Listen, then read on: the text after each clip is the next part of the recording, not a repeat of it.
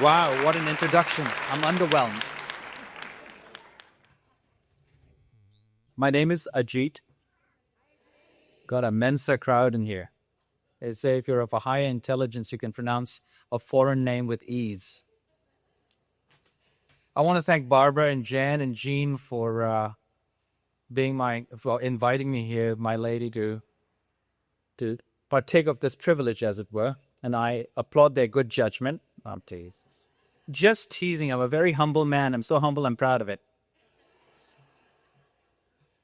It's good to be. It's been a terrific weekend so far. The opening ceremony was a blast. I mean, those people are so talented. And then, yes, applaud them. They were great. And I was unable to sit and listen to the AA speaker, Jeff from North Dakota, for God's sake.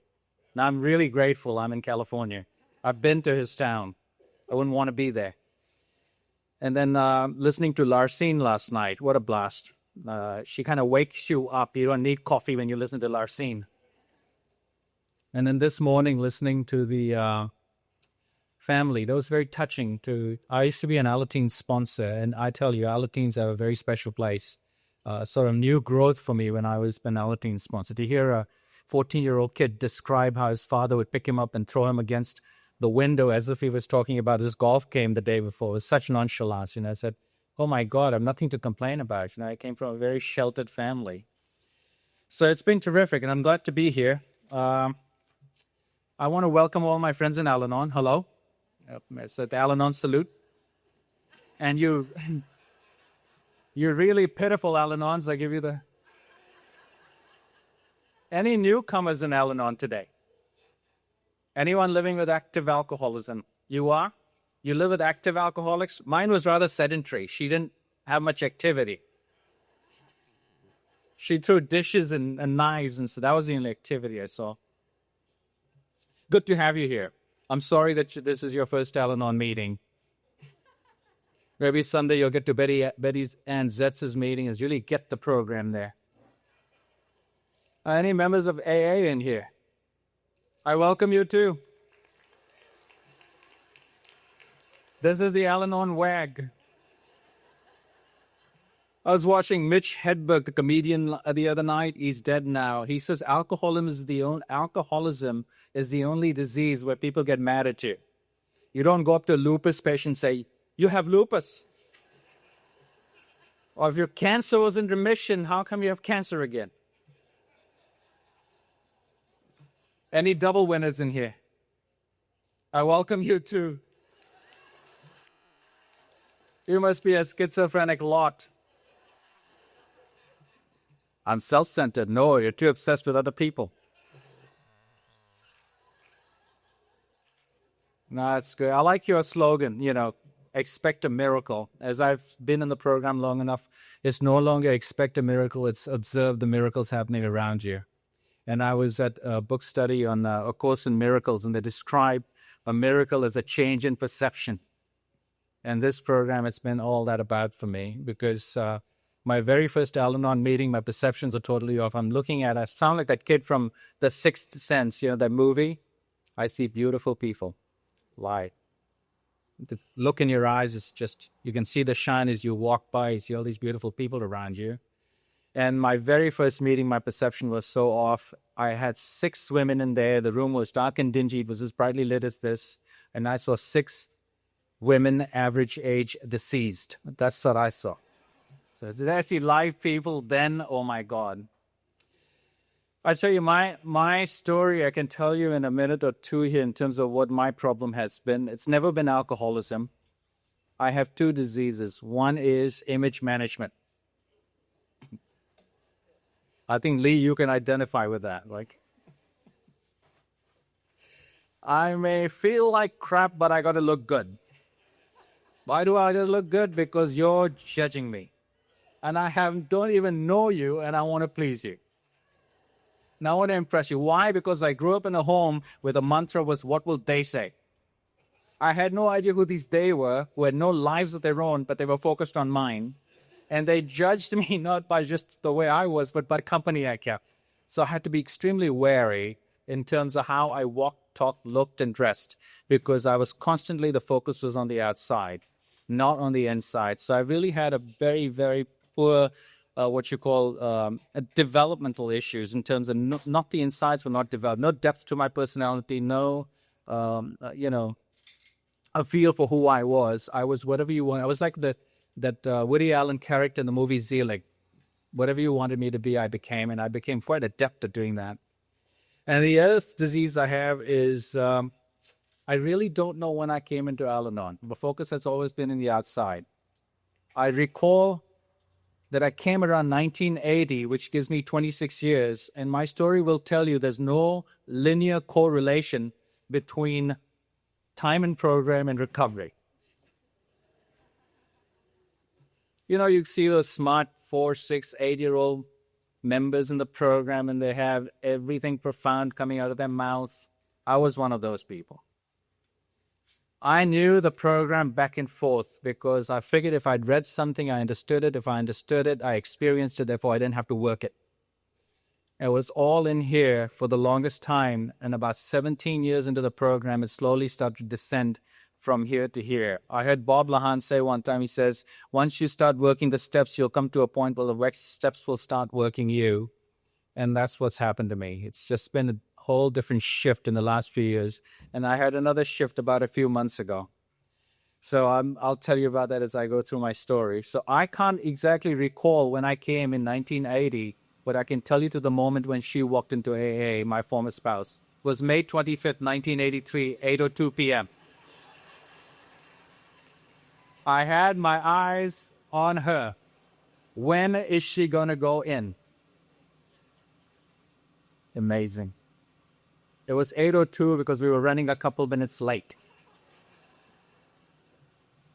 No, actually, it was because of Al-Anon that she finally found AA. Not that I brought her into AA or caused her to go into AA, but Al-Anon essentially taught me to mind my own bloody business and let her be. And then eventually she realized what was going on and found her way into an AA meeting. And I'm very, very grateful to AA and to Al-Anon for what they've done for us through our recovery program and through the divorce and through the raising of 4 children and all that good stuff. It's been a wonderful deal.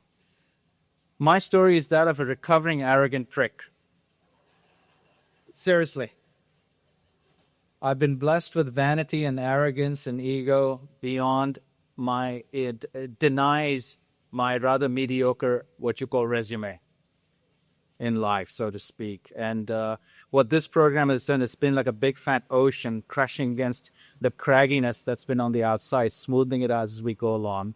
And then it's just taken a long time for me. It's taken me almost 17, 18 years for this program to start crashing into me and then starting to soften the edges and get into the soul part of it to make me grow. And it's been quite a journey for me. And when I say arrogance, I'm not talking about the puffiness and the looking good and the image and all that stuff. I'm talking about caretaking. I'm talking about focusing on you rather than on myself, thinking I don't have anything to worry about. You need my help. Let me jump in and take care of you. So no boundaries in that sense.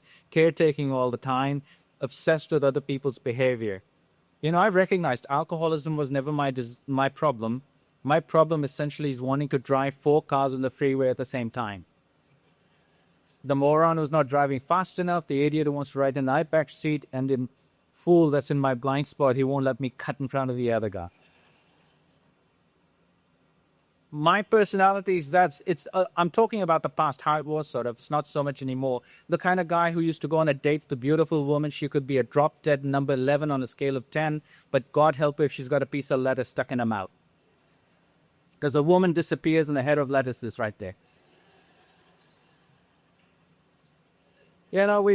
We move in the direction of our dominant thoughts. And so if I focus on a problem, that gets bigger. It happened to me, my epiphanies usually come in watching a blank television set or in the shower.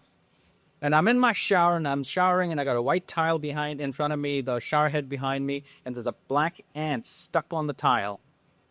And I'm taking water and I'm thinking, so what kind of protein came out of this thing that caused it to adhere to this tile? And all of a sudden the ant is getting larger and larger, and the tile is getting smaller and smaller. So it's where I put my focus. My focus is on the wrong person. My focus is on the alcoholic. And I couldn't get anything about her. If I had focused on myself in 1980, I think I'd been a far more mature person than I am today. So I'm at least grateful that I've realized that and I'm awakening to it. Well, going back to my name, people ask me, where are you from? I'm originally from Bombay, India. And no, I don't own a Shell gas station or a Quickie Mart. I don't write software. I'm not an engineer. I'm not a doctor. But I do wear the spikes on my golf shoes on the inside. No, I did it. I do. Did that cover all the stereotypes, Dan? Okay. And I'm not a guru or a swami, no. I don't bob my head from left to right when I say yes. Any Indians in here, they're going to kill me. If you are, peace. You should watch the crowd from Catalina do Aquarius. Come down to the Orange County AA convention in March, and my buddy Frank and his coterie of his performers there is just going to put on a great show. And they do a great thing with the Maharishi. They do a better Indian accent than I could come up with one. But I tell you, I left India in 1974. Grew up in a home where there was no alcoholism per se, but we had an absolutely crazy uncle. Although one uncle died as a result of the disease, cirrhosis of the liver, blind in both eyes. But there was another uncle who should have had a few drinks just to chill out. I think it was a dry alcoholic from the time he was born. But because we lived in a family, he would just get off and get angry and start doing things, get physically violent with my brother more so than me. And he was a guy I think I learned to become wary about. And that trait came in handy with the alcoholic. And I shouldn't even say handy, that's stretching it. But I could literally sense all the time what was going on. And I took that trait into school. I was always a class monitor. Yeah. God gives you talent, you got to use it. So I learned to observe other people very, very closely and become rather judgmental. And that took the emphasis off me and started to focus on you. And that's what happened. I finished up with school. I finished up with college. I climbed up the proverbial mountain in India with my best Sunday loincloth and my turban. No, well, neither. It's a bad visual. Now, I walk up to my guru. I said, oh, great one, I seek serenity. He said, go to Detroit, Michigan and join Al-Anon. So I leave the shores of Bombay, India on May 14th, 1974, warned by well-meaning friends and family. They said, do not get involved with American women, except those from the Burbank area. Aunties. I found my lady from Greece. But anyway, I said, why? They said, because they drink and smoke in the open like men do. Translation, discreet Indian women do it behind closed doors. So I come to the States, I don't care about the fact that the American woman smoked, but I loved the fact that she drank. Because they say candy is dandy and liquor's quicker. It made my progress in an evening extremely cost-effective and expedient. My kind of woman, drunk. Serves me right. Yeah, in actuality, I'm truly grateful for the alcoholic in my life. And I know that sounds bizarre to people who are living with active alcoholism. But if it hadn't been for the alcoholic, I would not have found this wonderful program. And if I hadn't found this wonderful program, I would not have experienced the shifts in my perceptions, the shifts in my attitudes, the shifts in who I have become if I hadn't encountered that. I don't think there's anything. I think chatting with someone last night, he said, Al-Anon, and this morning there's a lady sitting in the family meeting, and she said, Al-Anon should be for everyone. I said, it's interesting. AA meetings have a lot more members than Al-Anon meetings. I think we should have about 4 times the membership in Al-Anon than AA. I like what Polly Pistol says. She says, strip away the alcoholic and you got a flaming Al-Anon. That's true. If an alcoholic is self-obsessed, they're affected by their own behavior, then they should come to Al-Anon. And I don't know where we came up with this euphemistic thing about if you are bothered by someone else's drinking. I have yet to come across an Al-Anon who was bothered by someone's drinking. I've come across Al-Anons who are pissed off at someone else's drinking. Bothered sounds so mild. I mean, bothered? What kind of a attitude is that? Anyway, I moved to Detroit, Michigan. Don't ask me why. God has a sense of humor. And I lived in a town called Southfield, Michigan, Troy, Michigan. I worked for Xerox, and I used to hang around a place called Yesterdays looking for my soulmate du jour. My story is that of a cad, but it's a former cad. There's a cad out there somewhere waiting to come back, but this program has strengthened me, so he's not coming back. And I used to lure my potential soulmates on an adventure to Detroit, downtown. And the reason I would ask them to go downtown is there's a wonderful enclave in downtown Detroit called Greektown. And Greektown was very safe because it was policed by the Greek mafia. You couldn't get mugged, but you could get beaten up if you owed someone money. The reason I like Greektown because this back in the 70s, you could get a 4-course meal for $25, which included a bottle of Roditas wine. And Roditas wine had this magical quality of transforming an absolute stranger into the most intimate of friends over the course of an evening. So I had an objective for going to... I was an idiot, to be honest with you. But my God has a sense of humor, and he wanted to make sure that I would find my way to Al-Anon. So I used to go out with these women, and when I met my spouse, the alcoholic, my former spouse, and I said, we Al-Anons carry a bean. Alcoholic, no, don't move on. And I said, all these relationships I had, and I really insulted the word relationships because, 1 day, 2 weeks at the most. And I said, I didn't marry one of them because they didn't have the beam and you did. And she said, you're an idiot. If you'd married one of them, you would have driven them to drink too, like you did me.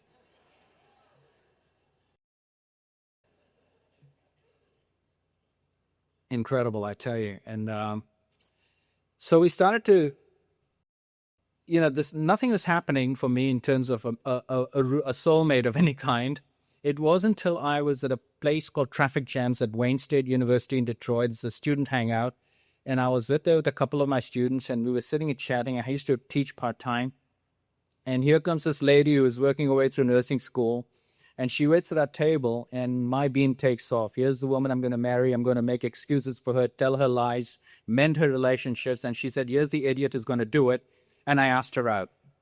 The reason I asked her out is because of image management. Now, this is where the CAD part comes in. My boss at Xerox had invited me to a party, and the woman I was seeing at the time did not fit the image I wanted to project at the party. So I was looking for the right image. And God said, do I have one for you? So this woman comes and waits. I ask her out, and she says, you're the first patron I said yes to. That should have been a clue. And we went out. Now, normally, I've initially asked her out to dinner. Normally, when you ask someone out to dinner, and I ask someone out to dinner, I listen with an open mind. In one ear, out the other. Because I'm strategizing. I'm not a multitasker.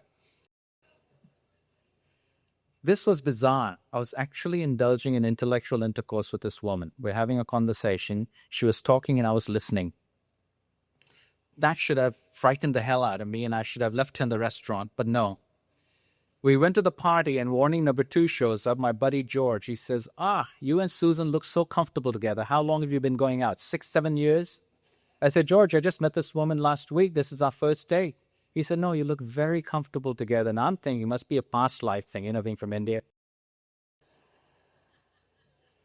This is the only time I proselytized from the stage.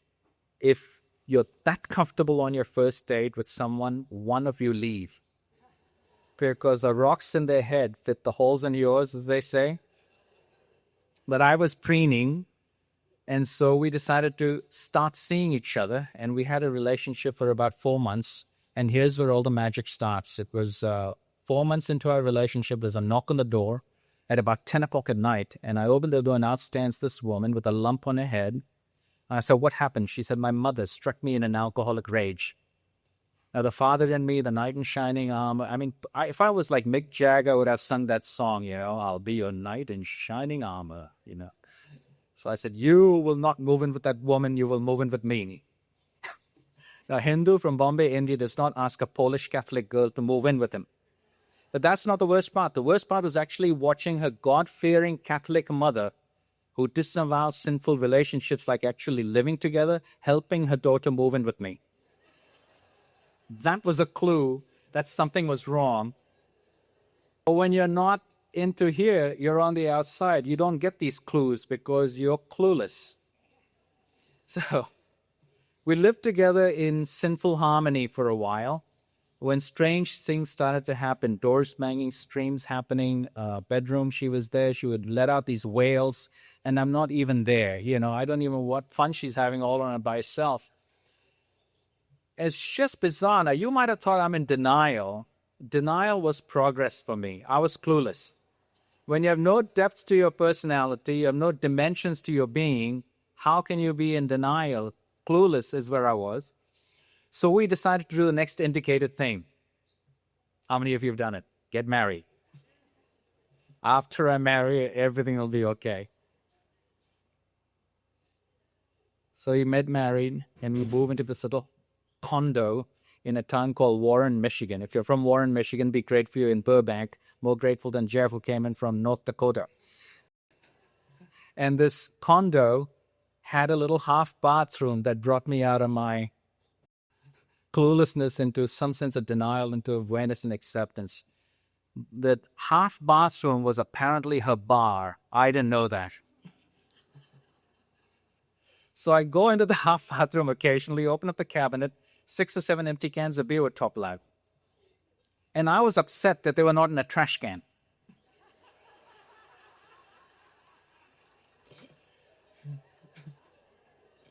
Man, I was so anal. When I walked, the furniture would follow me.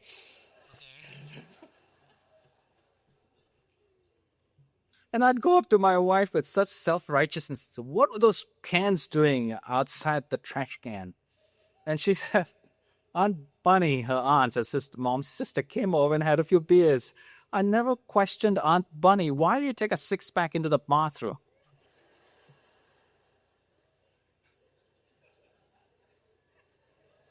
I've told the story a zillion times. I still get surprised that I did these silly things. Our buddy Tom shows up one day. He said, would you like a glass of wine? He said, sure. I reached into the bloody cabinet, and there's this bottle of wine. It's got the cork, it's got the wrapper, it's got the red tag and everything, but it's empty. I said, do you alcoholics have stores so they sell syringes to suck the booze out? Like they do the pot smokers at the scales in the paper? And she looked at me like I was a total clueless idiot, which I was. She was right about that. It wasn't until image management came to the rescue again that brought me out of my cluelessness. My family had moved into the area, and I wanted to introduce the white sheep of the family to my family.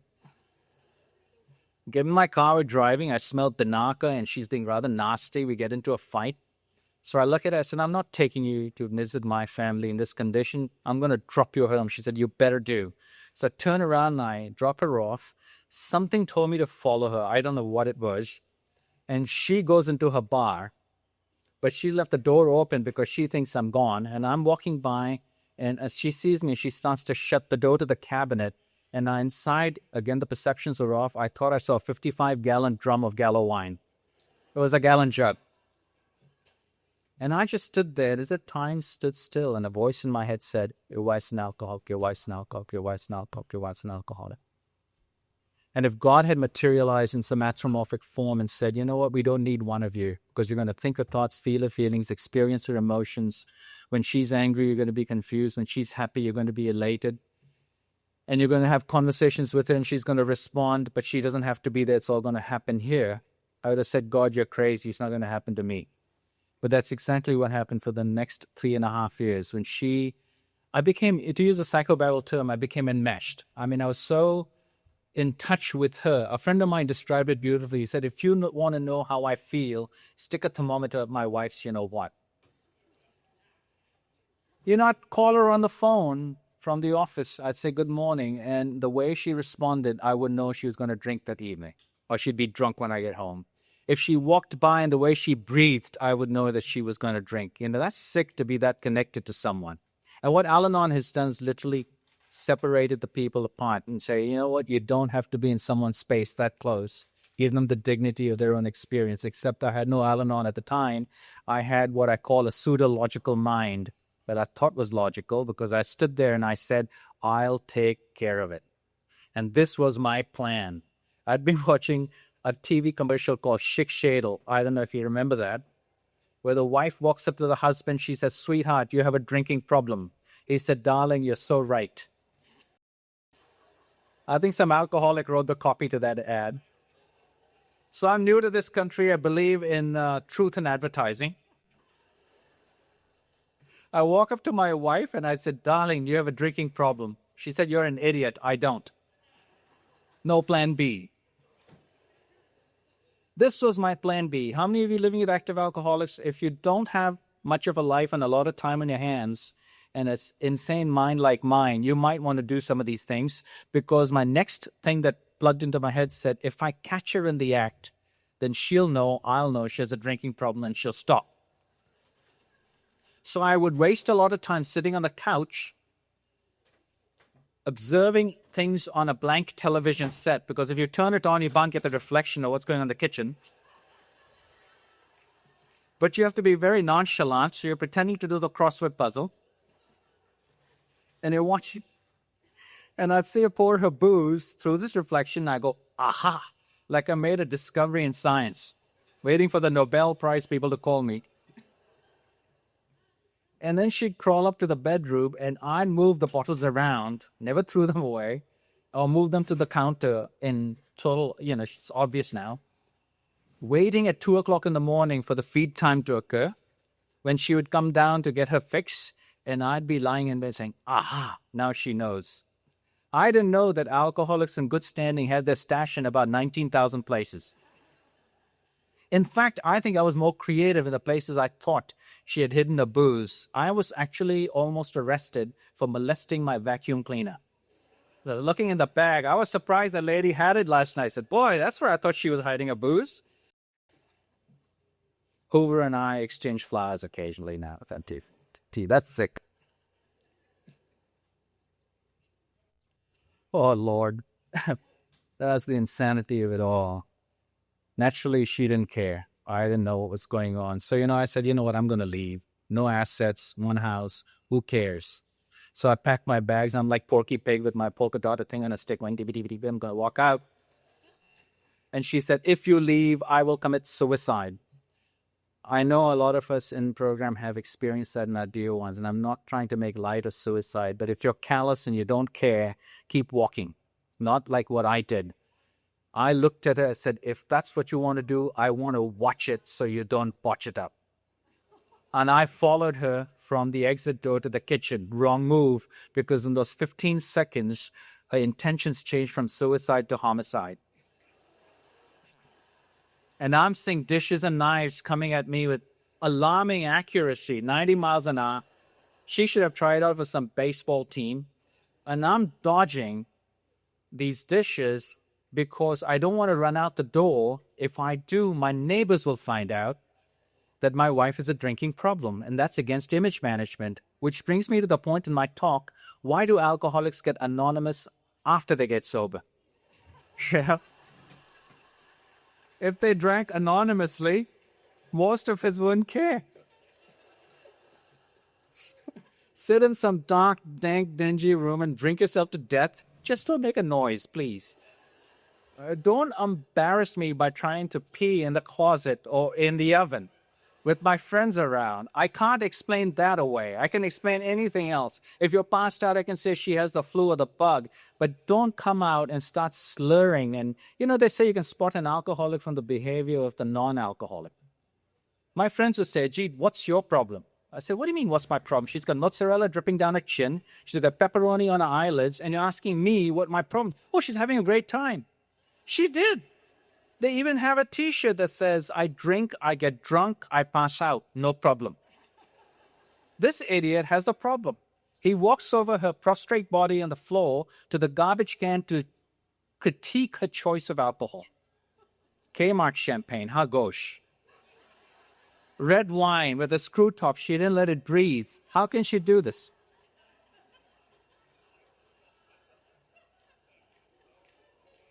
She should have succeeded in killing me.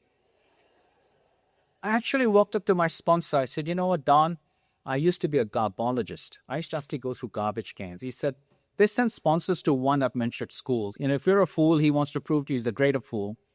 So he said, oh, man, there's nothing. So I mean, that's nothing. He said, I used to be a mechanic in the army working on jeeps in the middle of the night with a flashlight in my mouth so I could use my hands. And he said that trait came in handy when my wife drank because I could go through 2 garbage cans with the flashlight in my mouth.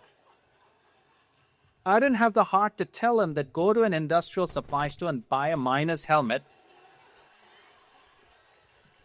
So if you're in Al-Anon new and you're still going through garbage cans at night, if they say in Al-Anon, be good to yourself, go get a helmet with a light, and you can see clearly and have your hands up. Nothing was working. The pleading, the begging, the cajoling, the logic, the convincing, the promises, the threats, move out, move in, leave out, separations, noise, anger, violence that was happening, police showing up, all that sort of good stuff. Nothing was working. Nothing. I was isolating. I didn't want to be around my friends because I saw them smirk all the time when she was being silly and getting drunk. I didn't want to be around my family because they would look at me with such pity. I didn't want to be around anyone. I just wanted to isolate and just be by myself and just die and not worry about it, not knowing that there was an option. I didn't know there was an option. The only other option that came into my mind was someone said marriage counseling. That didn't work. We tried 2 marriage counselors. The second one was a hoot. Apparently, they all went to the same school because they asked the same question. So, what's the problem? And the second guy asked me the second time. I said, my wife drinks too much. He said, so what's the problem? I thought he had a problem with my accent, so I spoke louder and slower, like he's stupid and deaf. Then he said the third time, so what's the problem? With an inflection that meant, so what's the problem with that? And I looked at my wife and I looked at the guy and his nose was so red, I tell you. I mean, this guy could have lit up a room in the middle of a dark night. And I looked at my wife and said, oh my God, he's one of you. And she said, he understands. Of course, they spoke the same language. Last thing I tried before Al-Anon was committing homicide. I was going to kill her. I come from the land of Gandhi. You starve yourself.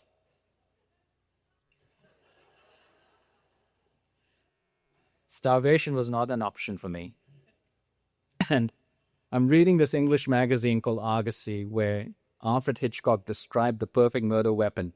You can find it in North Dakota, but not in Burbank. It's an icicle. A bunch of people want to move to North Dakota now, eh? And it says, if you take an icicle, you kill someone with it, weapon disappears, no sign. I'm clever. So it's February, I'm going to pull out an icicle, I'm going to stab her, and I'm going to go to the basement, dig it up, and pour fresh cement over a dead body. It said, operation successful, patient died peacefully. And another thought came in, wait a minute. Your mother-in-law lives about a mile away. She'll come over and find dust on your wife's car. She'll call the police. And kiddo, you didn't come all the way from Bombay to befriend some guy named Bubba in a Michigan prison. It was not in the cards. And I shared this story at my Friday meeting in Irvine and long time ago. And the lady came running up to me. She said, oh my God, I'm so glad you shared this story. I said, why? She said, because I was thinking of killing my husband. He was lying on the couch and I was going to snuff him out with a pillow.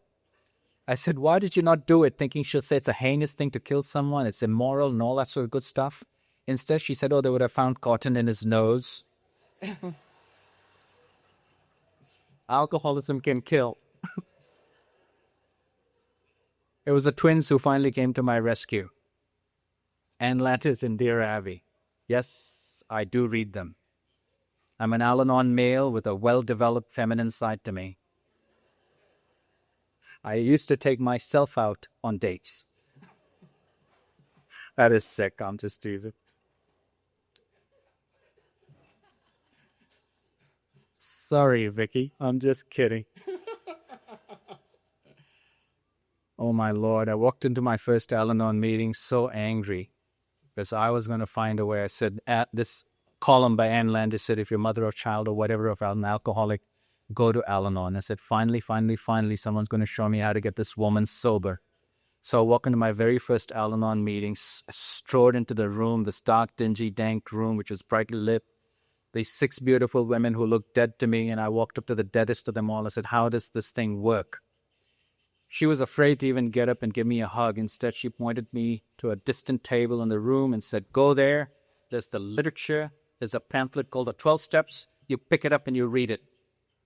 So I picked it up and I looked at the first step, first clause of what I call the escape clause at the top. It said these steps have been taken from Alcoholics Anonymous. We changed only the one word in the 12th step. We say others instead of the alcoholics. So I said, okay, some apply to me, some don't. So I read the first step. Admitted we were powerless over alcohol, that our lives had become unmanageable. I said, my life isn't unmanageable, and certainly I'm not powerless over alcohol. I can drink to my limit. Doesn't apply to me. Ego and arrogance right there. Number 2, came to believe that a power greater than ourselves could restore us to sanity. I needed an introduction to sanity, but at that time I said, I'm the sane one, she's the insane one. Sane people don't promote suicide, don't contemplate homicide, don't go about sniffing and kissing their spouses to see if they've been drinking. Hi, honey, how are you? Suck the breath out of them. You get slap happy. You don't need a drink. Third step, made a decision to turn my will and my life over to the care of God as I understood him. I said, wait a minute, 12 years of Catholic school told me God helps those who help themselves. If he's given me a will, why should I give it back to him? That would make him an Indian giver. I can say that. Took a searching and fearless moral inventory of myself. I was perfect. God Almighty, if only she would get sober. I didn't know the meaning of sobriety, for God's sake. I really didn't. I just wanted to have 2 drinks, specifically white wine. That was her limit, because beyond that, she made an ass of herself, which is embarrassing to me. Moved on to step 5, admitted to ourselves from another human being. So wait a minute, that goes against the credo of image management. Nothing was wrong with me, but if there were, I'm not going to tell you about it. Are you nuts? Moved on to 6 and 7. There were no defects of character to be looked at, so there's nothing to do in 7. 7 contained a word that was alien to my vocabulary. It said humbly. So today, 6 and 7 are the underpinnings of my program. At that time, I didn't know anything about 6 and 7. I moved on to step 8. Made a list of persons I had harmed. They deserved it. Do unto others before they do unto you. If I had a drinking problem, I qualified for the other program. That was my thinking. Arrogance. Let me do it to you before you do it to me. Step 9. Waited for her to make amends to me. When is she going to make amends to me of all the hassle she's caused me? Step 10, 11. I was spiritually awakened in 3.5 minutes. And I looked at this woman. I said, now what? And she said, keep coming back. And I looked at her with total amazement. I said, why? She said, because you're sick. Right? She was psychic. She said it with emphasis. So I take direction. I went back every 6 weeks. Now I'm embarking on a program that's going to get to the core of my psyche. It's going to change my way of perceiving life. It's going to change me from being a victim and a volunteer. Although my image was intact, you would never know that I was being a victim. And it's taken me to a place where I know I now manifest my reality in the way I think and in the way I respond to situations in my life. See, the thoughts that I think create the emotions that I have inside, and the emotions then dictate how I'm going to respond and react to the situations outside of me. I come to recognize in this program, it's not that I'm powerless over people, places, and institutions. It's that people, places, and institutions have no power over me unless I give it to them. See, I didn't know that. I thought if you did something, I was so sensitive, it hurt me. If you didn't do it the way I wanted you to do it, that was an insult to me. Everything inside was being controlled by the outside. And today I recognize that such a false way of looking at the changed perception where I am in charge of my reality in the way I think and in the way I respond to the circumstances and conditions around me. I didn't know any of that. You know, I was so blind to that. So I'd go every 6 weeks. I'm embarking on this program that's going to change me who I am. It ain't going to happen going every 6 weeks. It's like working on your PhD in some kind of a, neuroscience or something and expecting to write your thesis in a year. It's going to happen. And so they say this is a lifelong program. Gentle shifts. And see, I got into this program both feet in after a few years, and I was in Detroit. See, they confounded me in Detroit, and I hope, and I don't like to tell from the stage what you should or shouldn't do, because we all have our own paths to walk. And I have no idea where you are in your programs or what have you. But to the newcomer, when we tell them alcoholism is a disease and we compare it to cancer and diabetes, my mind just took off. Because the lady said, it's a disease like cancer, it's a disease like diabetes. So now my mind, which is sort of intellectual, breaks into 19 different little components, and they have a conversation. And thoughts create anti-thoughts and epsilon thoughts, and it's jumping around. And the one side says, if it's a disease like cancer, why isn't she seeking chemotherapy? It's a diabetes, why isn't she seeking insulin therapy? It's when I went to Schaumburg, Illinois, I was transferred by my company, and my Al-Anon meeting, and I'm not suggesting you do this in your Al-Anon meetings, this is just my story. They had the big book of AA in the Al-Anon meeting, and they looked at me and I said, I'm really confused about this disease thing. And they said, why don't you go to the text? So I go to the text, it's the AA book, and for the first time I recognize this disease transcends definitions of physiological and physical definitions of disease and enters realms of psychological and emotional and spiritual that giant minds like Jung and Silkworth were able to comprehend. And they sent people to AA to figure this bloody thing out. So I'm sitting there and saying, what's this all about? And Hugh D, I see, was one of your past AA chairpersons. He described it beautifully in a talk. He said, alcoholism is like making love to a gorilla. You ain't done with it till the gorilla's done with it. I wasn't able to pry this bloody beast off my former spouse. I knew something was not right when a woman drinks, walks up a flight of stairs, falls down, cracks her ribs, and 2 weeks later repeats the process as if it had never happened. No sane, no cancer patient, no diabetic does that. There's something that's going on that's causing this person to do this. Now, she had a substance problem, which is, I don't know why they call it, dear, you a problem drinker. I have never come across a problem drinker. I've come across problem stoppers. They don't know how to stop drinking. Because the moment that drop hits you, they start drinking, what have you. But the Al-Anons, my God. I was talking to Lee last night. I said, I've heard AA speakers say, thanks to my big book and my God and my sponsor, I haven't taken a drink in 29 years. I say, you don't hear an Al-Anon get up and say, thanks to the big book of Al-Anon, my God and my sponsor, I haven't had an obsessive thought for 29 years, and I'm totally detached from everyone in my life, including my loved ones, for 29 years. I'm individuated completely. Yeah, I didn't know any of that. I'm getting into the text. Now I'm coming to California in 83, and I jump into the program. I'm talking the talk, not walking the walk necessarily, because I know the steps. I can philosophize of the steps. I can sit and discuss with you where Bill W. should have changed something in one step to really have an impact on me. And people will come and say, boy, you share so well. You have a great program. You're in service. I'm intergroup rep, I'm a world service rep, I'm a treasurer, I'm a secretary, I'm anything you want me to be in meetings, and I'm thinking I'm working a wonderful program. I'm not suggesting that people ought not to do service. I was doing a lot of service, but it took me away from actually looking at me. I did not sit and pause to see what the bloody hell was going on, because the image was so intact, and the accolades and the adulation that comes out of people coming and telling me, you guys are a winner couple. She's an A, you're an Al-Anon. You sometimes speak at meetings together. Wow, what a winning group here. And the head would get bigger. Yeah, I feel like that little tom-tom, what a good boy I am. I'm in service, I'm giving of myself, but I'm not looking at the insides and see the insides are getting sicker and sicker. I just don't know it. My cancer is sitting in my diabetes, or whatever you want to call it. The spiritual malaise is just deepening inside. And it wasn't until 1997 or 1996 when my spouse one day woke up and said, I want a divorce. I don't want you in my life anymore. See, she got sober in 83, and in 85, we started to have kids, all immaculately conceived, of course. Every time a child appears, how'd that happen? I finally figured out and get a vasectomy. We had twins, and we had two more in total sobriety. Wonderful. They're the light of my life. And about 6 or 7 years into her sobriety, she came to the awareness that certain things had happened to her in her childhood. Molestation. It's very common in alcoholic homes, unfortunately, and some non-alcoholic homes. I've heard many women come up to me and many men come up to me that they've experienced the same thing in their lives. And my spouse told me, I no longer want you to come close to me because I have to work this out. And we started to grow apart. Whatever little intellectual and spiritual intimacy that we had dissipated, the physical intimacy was gone.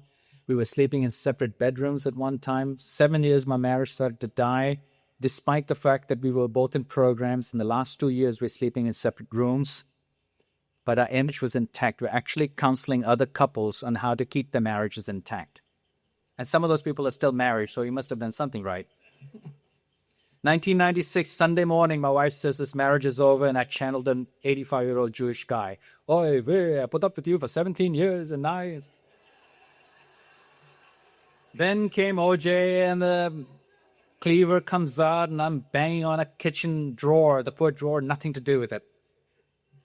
And I'm sitting across an attorney, paying him $250 an hour. I said, I want to prove this woman psychotic, neurotic, incapable of raising children or owning a home and maintaining one. Show me how to do it. And the steps came in the form of the voice of my sponsor, Dean, who showed up on my shoulder and said, so, what's the problem? See, he's taught me in step 1, identify the problem. I am identifying and hacking at the leaves and the problems at the roots. Alcoholism is never my problem. My problem is obsession behavior. I used to tell my spouse, you alcoholics, you give up booze, then it's cigarettes. Then you obsess with cigarettes, then it's candy. Then it's candy, then it's caffeine, then it's exercise. You obsess from substance to activity to substance. And a voice said, wait a minute, isn't your observation moving right along? You're observing? So a voice said, so what's the problem? I said, I don't want to lose my kids. See, I used to be a soccer referee, and I used to watch kids from divorced homes with that lost look in their eyes. Dad sitting on one side with his new lady, or mom sitting on the other side with a new guy, and daggers flying across the field. The poor child's being caught in the middle. I did not want my kids to experience that. And as Larsheen says, you collect all these facts and you create a reality. And that's why I said, this is what's going to happen to me. She's going to take the kids. She'll want child support and everything, just throw me out. And Dean says, his voice, I actually heard his voice, says, have you asked her? I said, no, I don't. I can tell. I can spot you and tell you all about you. I know nothing about you, but I've created a reality about you in my head, and it's right for me. He said, why don't you call her? So I step outside the attorney's office, I call my spouse, and I said, I won't take you to court on one condition. And she said, what? I said, I don't want to lose the kids. She said, you're an idiot. We have 4 kids. I don't want them to myself.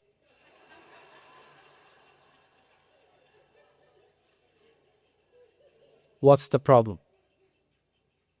What's the problem? I had no idea. And I was going to take a severe action that would have far-reaching impact on my children and on my life, the anger, the emotion that goes into fighting. And I told the attorney I no longer want to sue my wife. I walked away. My divorce cost me $700. My wife settled on a 3 alimony. God knows why. Something must have happened for her to do that.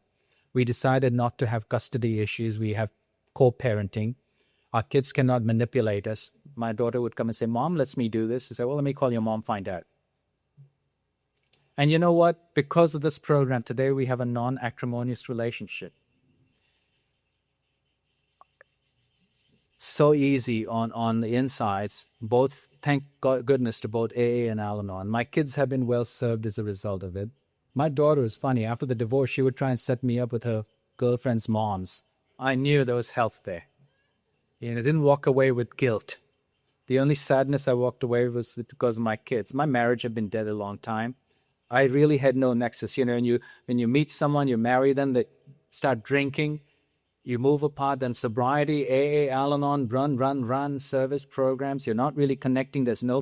I've had, my only relationship right now is the lady I'm staying with, my Vicky, my fiancée. That's the truest relationship I've had because this lady is 4 years old in the program, but my God, she's become my touchstone. My arrogance had come surface. She knows how to pull my covers. Recently, we went to Greece and met her family. We got engaged. We come back, and she realized that I still had strands and strings attaching me to my former spouse. For me, they were not an emotional connection, but the outside observer, it looked like it was an emotional connection because we had certain transactions that were still in common. And being a guy, I never even gave thought to it, but in her mind, hey, wait a minute, you still seem connected, and there were other things going on that in my heart I was pure, but my actions did not necessarily display that. This woman had the guts to say, I don't want to see you anymore. And I did a fourth on my relationship with her, and what came out of it was an awakening of sorts, a birthing process that I really didn't want to experience. I heard a big popping sound, my head coming out of my rear. I saw the light. I became really aware of some of the defects of character that I had not really dealt with. And I'm so grateful that someone cares enough about me to say, you know what, I love you, but these are the traits of character that cross the boundaries that I have in any relationship. I'm not going to sacrifice myself just to be with you, even though I love you deeply. Those are the words that say, wait a minute, I really need to look at it and change this for myself. And it's amazing. What she said to me was, you haven't really even done the third step. And my 4-year-old telling a 26-year-old in program that I haven't done the third step, man, I meditate, I pray, I have a God. And then when I feel that I've been pricked, I know I have to look at myself. So I start to talk to God. I said, God, I really don't want to put a label on you, because if, like third step says, God as we understood him. I said, God, I don't want to understand you, because if I understand you, I'll manipulate you. I want a God that transcends duality, beyond hell and heaven and all that other crap, and just something that's totally unfathomable to me, because my tiny mind can't take in this vastness. In Sanskrit, they have a wonderful word. They say, neti, neti, not that, not that. The Zen Buddhists say, if you see the Buddha, kill him. Because the perception has created a reality that's not real, so it's not that. So a voice inside my head said, but you need something palpable to turn your will and your life over. And I'd heard the guys who do the Big Book Comes Alive, and they said, turning your will and your life is turning your thinking and your actions. So what are you going to turn your thinking and your actions to if it's this vast? What is it? Find something palpable. And I've heard this so many times, but I don't know why it triggered inside. My buddy Truck at a meeting said, God is love. So I have to take it to the extremes. It might offend some of you, but it's not meant to be. This is the way I have to take it to the extreme nth limit. I said, if you are love, then you must be something that loves Hitler and Gandhi equally. No change, because you have to be totally unconditional for me and totally leave behind the foibles and fallibilities of human beingness upon just totally non-conditional love, unconditional. And the voice said, that's fine with me. I said, then if I have to turn my will and my life over to you, my thinking has to be that of love. I have to think loving thoughts. And then my actions and my speech has to be loving. See, I get into judgmentalness and condemnation, not you necessarily, but me. And in the Sanskrit language, what Gandhi believed was a concept called ahimsa, which loosely translated means non-violence. But it goes beyond physical non-violence. He talks about non-violence in terms of thought, word, or deed toward anyone else, including yourself. So I said, wait a minute, then I have to guard my thoughts. And Ron, my buddy, and I were driving yesterday, and we're going through he is going through something that I had gone through. And I said, literally, like Eckhart Tolle talks about, I literally have to be that leopard or cheetah watching my prey with such intense concentration, pounced on it, said, that's how I got to watch my thoughts these days. And Larsen talked about that, the insanity that happens in 1 second. A reality is created, I heard someplace, making hell of heaven and heaven of hell in one instance in my head. Nothing to do with the outside, what's going on inside. So I started to practice that, and God, it's very tiring to observe your thoughts. Just stay guarded, because I have to think a loving thought. If it's a negative thought, I have to surrender it using 6 and 7. That's what I do. I say, God, take it. Not just defects of character, take it. And if I think loving thoughts, I start to manifest a loving reality. I attract conditions, circumstances, and people into my life that correspond with what's going on inside. And I realized for the first time, thanks to the situation here, we've reunited, and she's back in my life because she sees some glimmer of hope, I suppose. And that is not what's on the outside that dictates my insides. It's the insides that dictate the outside. It's a very difficult concept for me to grasp, but as I look at it empirically in terms of the events in my life, circumstances in my life, situations in my life, by George, it's true. So step 3 has taken on a whole different meaning, a deeper meaning of this concept of God and surrender to this thing. Step 4 was incredible for me. It was a cathartic experience.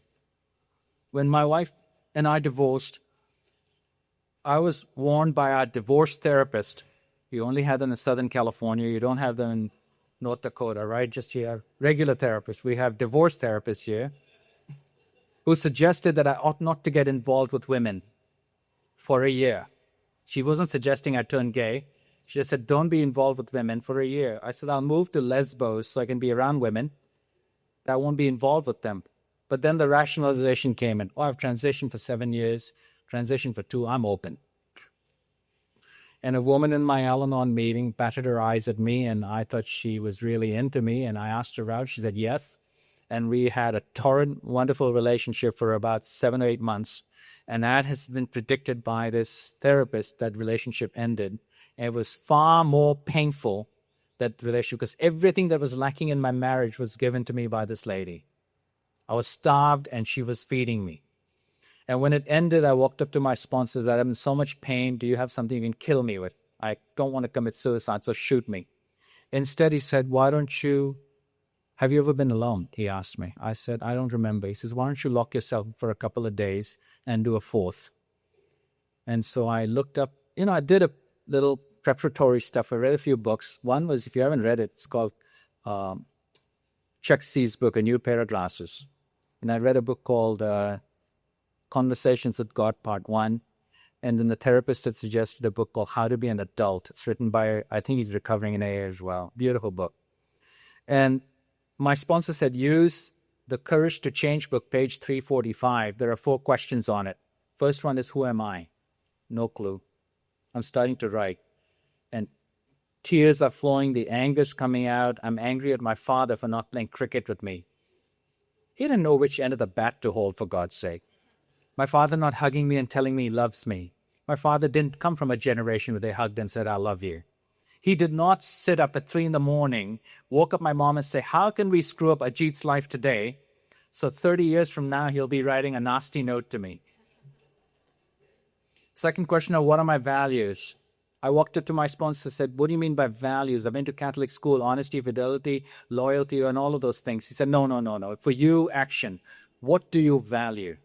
Do you value your children? Yes. How do you show it? Do you value your family? How do you show it? Do you value your business? How do you show it? Action, action, action, action. Because see, I'm a concept guy. Don't give me action. I can tell you just by cogitating in here and saying, this is how it should be, rather than what I'm doing. The next question was, what traits of character do you wish to keep about you? And the last one was, what traits of character do you wish to get rid of? He had me do steps 4, 6, and 7 in one sitting. And at the end of the thing, Darth Vader showed up. Welcome to the dark side. Every base character trait that I had denied in myself, insecurity, envy, jealousy, resentments, the crappiest of crappy stuff inside that I denied, all came to the surface. And for the first time, I could look in the mirror and say, I like you and I love you.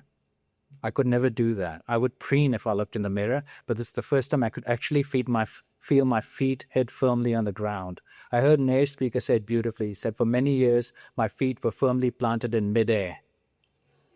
And that's how it was for me. I didn't even know it. It was exhausting. It was a cathartic experience that I do not wish upon anyone. It was a whole weekend of doing that. And I've come to recognize today, thanks to this program, my time's running out, so I'm going to wrap it up here, that I cannot get rid of my defects of character. There's an AA speaker. I love a lot of AA speakers, and I go to conferences, I get to hear a lot. There was a fellow named Cubby Selby. I don't know if you've heard of him. He described the 6-step beautifully. He said, you can't go to Vegas and bet with coins that have heads only. It's got the tail side to it. So if I have the capacity to obsess, I also have the capacity to focus. If I have the capacity to be caring, I can go to the other side and be caretaking, as I have sometimes want to be. I just want to do that. If I am, helpful, then I go the other way and take over. Every defect of character has an asset that I have to look at. So if I focus on the positives, then I don't have to worry about the don'ts because I'm busy doing the do's. And it's been a tremendous journey for me as a result of that. It's really, my talk, the first half is pretty much what it was. I can't change it. And I know Lynn and Betty Ann and a bunch of other people here that I spoke in Catalina, they've heard this story before the first half. The second half changes because of what's going on in my life today. And that's what it's all about. This program has brought me to a place where when I get to step 8, I realize when I'm guilty about something, I ask myself, is this real guilt or is this neurotic guilt? Because neurotic guilt, I'm sorry for being sorry for being sorry for being sorry. Real guilt, it says, requires restitution. So step 9, I don't need to go up and say, I'm sorry, because I used to do that to my son. He's very bright when he pulls my covers.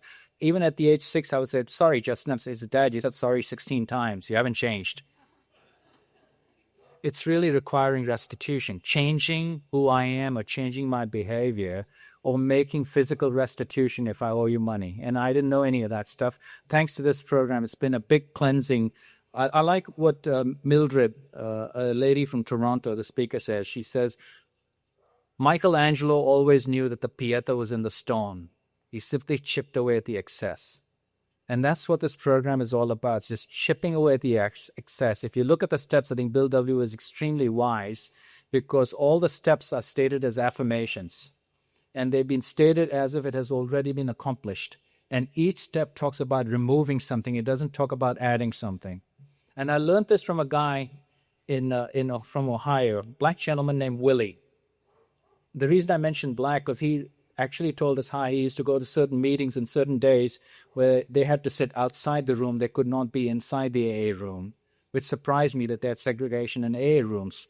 But he talked about how he was 12 years sober in AA, and he was driving his car, and he was trying to run over his pregnant wife. And he was so distraught by that, he went up to his sponsor and he said, what's going on? I'm trying to kill my wife with my car. And his sponsor didn't say anything, brought in a bucket of water and put it on the floor. He says, Willie, make a fist. Willie made a fist. He says, now stick it into the bucket. And Willie sticks it into the bucket. He says, what do you see? He says, I see a depression happening as I put my fist in. He says, now pull your fist out. Willie pulls his fist out. Says, now what do you see? He says, I see the water has filled itself. He said, that's what the Spirit is all about. It doesn't need anything from the outside to fill in. It has to fill itself. And what this program has done for me is take away that junk, as he talks about in his book, Uncover, Discover, and Discard, so the Spirit can fill itself. And I'm very, very grateful for the angels that have come into my life that have pulled my covers and forced me to look at things about me that my arrogance says, oh, you've been programmed 26 freaking years. You ought not to be angry. So you get angry for being angry. Or you should not be jealous of this. You shouldn't be envious here. Those are base traits that don't dissipate. As Narseen talked about, it's not that my sponsor also put it beautifully. He says, coming to Al-Anon does not mean your thinking will not get screwy. It simply means when it gets screwy, you know where to go. So I keep coming back, and I keep running into people who point out where my thinking is screwy, especially those who are intimately involved with me in relationships, who then actually stick their necks out and say, you know what, this is something that bothers me. I need to bring it to your attention. And God has graced me with enough sense to sit back and say, if it's pricking you, you need to look at it. And I'm grateful for what that has happened. This whole thing, I tell you, and I'm going to finish up here. I was sitting one day looking at a blank television set like I mostly do most of the time, except if it's a golf channel. And I'm sipping on a glass of milk, and I'm staring at this television set, and I ask myself, why did God create the planet Uranus? It's a very bleak planet. It's acids and does not support any life. And then another thought came and says, why did God make cockroaches or fleas? They really have no place. I mean, what does it do? And suddenly, and I'm going on and on about different things, and a voice inside said, why did God create you? And it struck me. And in Sanskrit, there's a saying, it says, I'm the vehicle, you're the driver. And so when I get up to talk to her, I said, God, help my ego and everything set aside, and you speak through me if you wish to speak through me. Allow me to be an instrument of your will and your peace, as the prayer of St. Francis of Assisi goes. And it's simply saying, okay, let the Spirit work itself through me and do whatever it needs to do, and let me step out of the way. That doesn't mean that I don't have desires and ambitions and hopes and dreams, but if it's meant to be expressed, it does, and it happens in a way that I don't understand. Why do certain people come into my life? Why do certain situations of opportunities come my way? And that voice, man, I had the hardest time distinguishing between the voice of intuition and the voice of fear. And today, the demarcation is becoming a lot more clearer because the signs and the signals come to, and I'm awakened to some degree. And I like that fact. This program is totally a process of awakening, and it happens in step 1 and ends up in step 12, and you go through the whole bloody cycle again. This program, I've learned I cannot get it by osmosis. I heard people say, go to meetings, I get it by osmosis. I can't. I can stand in a garage for 19 years next to a car. I don't become a car. You have to take a transmission and shove it up my ass, and you got to take a radiator and put it on my nose. Maybe I'll start to honk a little bit. So I have to really walk the walk. I have to work the steps. I have to do what's being required of me to get to the other side. Which brings me to this end, where this guy told a beautiful story to kind of illustrate that. He says, you go into this beautiful banquet. You see people having a grand old time eating the best of foods, wonderful desserts. You sit down at your chair, there's an empty plate, and you watch the waiters and waitresses bustle right by you, but no one's waiting on you. 10 minutes go by, 20 minutes go by. Now you're getting very irritated, and you're ticked off that you're not being waited on. And then suddenly you realize you're at the buffet. You better get off your buns and take action. Thanks again for asking me. You've been tremendous.